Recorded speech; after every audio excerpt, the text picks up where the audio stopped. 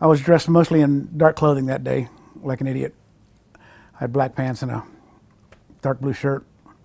And with the adrenaline and the 100-degree heat, standing there without shade, at some point, I wasn't wearing a watch, I don't know when, but at some point I got a mild case of heat stroke, I guess.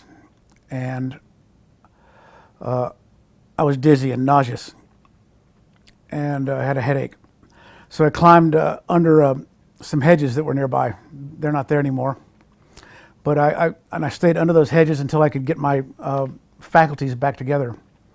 And when I crawled out,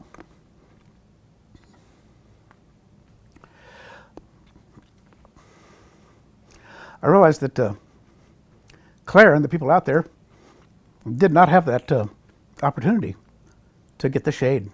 And they were laying out there under 100-degree temperatures on the hot concrete. And that was when I realized that we had to go get them.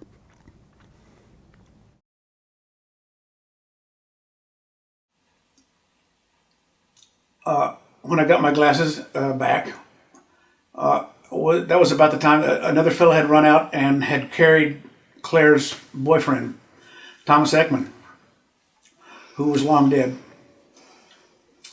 He'd been hit in the neck and bled out.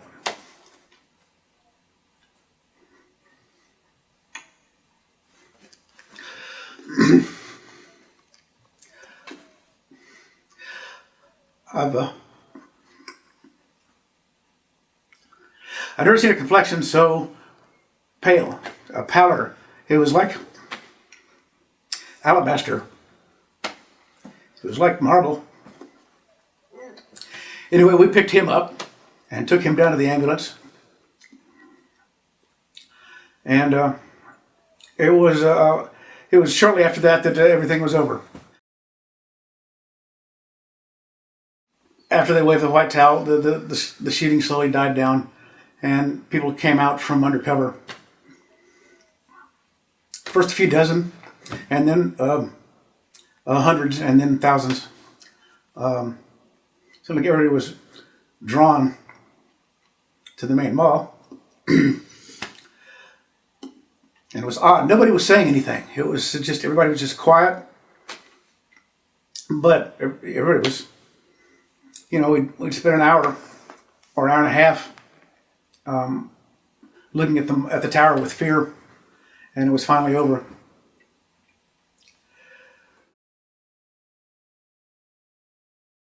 It used to be, they'd show footage every year on every August 1st.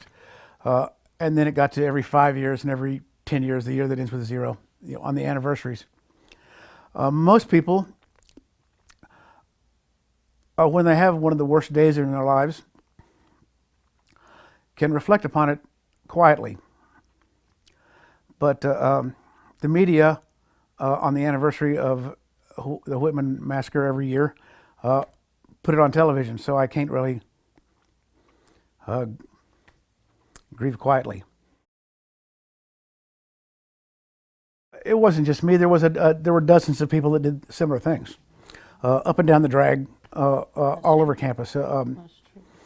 Most of the people that were shot in the first 10 to 15 minutes, and before cameras could get on campus. And that's I wasn't able to get over my cowardice until later, and then in the afternoon. I was just a kid trying to help out. To me, the heroes of that day, the heroes of that day will always be the Alan Crum and the men that wore the uniform of the Austin Police Department. They were the ones that climbed the tower. They were the ones that stopped everything. I couldn't imagine myself in their shoes doing what they did.